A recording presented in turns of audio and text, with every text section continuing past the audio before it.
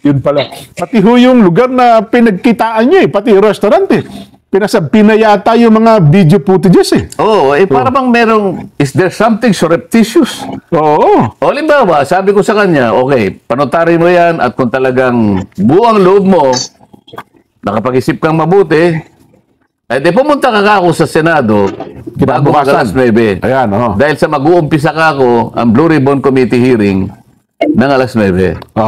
So ngayon, dahil yun ang usapan namin, ako naman, nagbabaka sakali, baka nga dumating, sabi ko sa isang staff, merong isang tao na gustong tumestigo, ganito yung pangalan niya.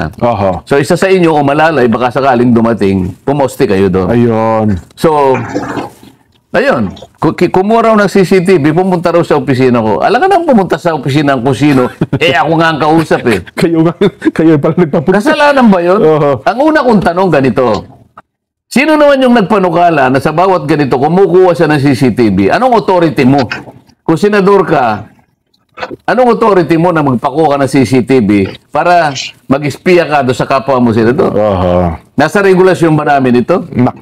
Anong masama ba kung sakasakaling may pumunta nga sa opisina ko? Lahat ba pakikialaman mo kung senador ka? Lahat ba pakikialaman mo kung sino-sino ang pumupunta sa opisina ng bawat senador? Lahat may authority ka ba na gawin yun?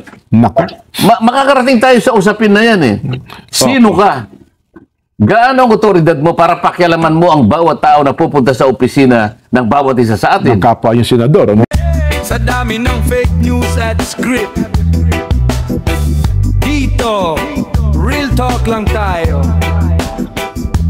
Got TV reaction, Tato Oto, bro.